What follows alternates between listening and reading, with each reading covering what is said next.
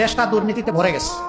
আমার ইচ্ছা হয় মাঝে মাঝে গাড়ি থেকে নেমে আমি আমার দোকানি ভাইদেরকে জিজ্ঞেস করি যে আমাদের দলের কেউ এখানে আপনাদের কাছে চান্দা চাইতে আসে কিনা।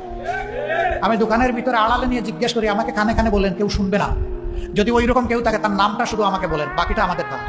আমার ইচ্ছা হয় আমি গিয়ে জিজ্ঞেস করবো মানুষগুলো, সময়ের অভাবে পারি না। আমরা উন্মুক্ত আহ্বান দিয়ে রেখেছি, এরকম যদি কোনো দুর্বৃত্ত আমাদের নামে কেউ অপকর্ম করে মেহরবানি করে আমাদেরকে জানাবেন। আমরা কথা দিচ্ছি আপনি খুশি হয়ে যাবেন, এমন ব্যবস্থা আমরা নিব ইনশাআল্লাহ। ধরে নেন যে আমাদের কেউ প্রধানমন্ত্রী হয়ে গেলেন, প্রেসিডেন্ট হয়ে গেলেন, তিনি অপরাধ করলে তাকেও আইনের আওতায় আনা হবে ইনশাআল্লাহ। যে অপরাধে সাধারণ মানুষকে আনা হয়, একই অপরাধে কোনো ইম্পিউনিটি তিনি পাবেন না, কোনো দায় মুক্তি পাবেন না, তাকেও আইনের আওতায় আনা হবে। আমরা কারো আধিপত্য আমরা মেনে নিব না, কোনো হেজিমনি আমরা স্বীকার করবো না। এখানে আধিপত্য একমাত্র আল্লাহ রাব্বুল আলামিন।